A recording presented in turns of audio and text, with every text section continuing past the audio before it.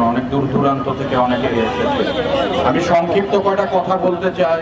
সেটা হচ্ছে সালমান শাহর সাথে আমার পরিচয় 1985 থেকে। ও আমার বন্ধুর মতো বড় ভাই ছিল। সে আত্মহত্যা করার ছেলে না। এমনকি তার মৃত্যুর 3 দিন আগেও তার সাথে আমার দেখা হয়েছিল এফডিসিতে। সে বলেছিল সে 13ই সেপ্টেম্বর শাহরুখ খানকে কন্ট্যাক্ট করতে, মানে সাইনিং মানি দিতে মুম্বাই যাবে রেজা হাসমুদ সাহেবকে নিয়ে।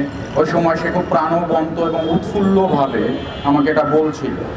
তো ঠিক 6ই সেপ্টেম্বর তাকে হত্যা করে দিল। 13 তারিখ যাওয়ার কথা, 6ই সেপ্টেম্বর তাকে হত্যা করে দিল। তার আত্মহত্যা করার মতো কোনো সিমটম আমি তখন দেখিনি। ওই দিন তার সাথে আমার শেষ দেখা। সে আত্মহত্যা করার ছেলে না, তাকে হত্যা করা হয়েছে।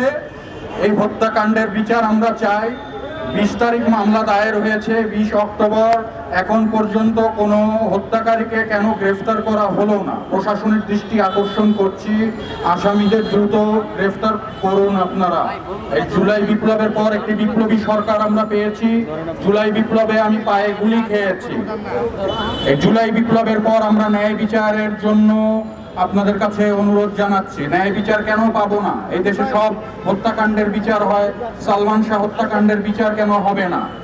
তো প্রশাসনকে এবং এই গভর্নমেন্টের দৃষ্টি আকর্ষণ করে বলছি, দ্রুত সালমান শাহ হত্যার আসামিদের গ্রেফতার করুন, সুষ্ঠু বিচার করুন।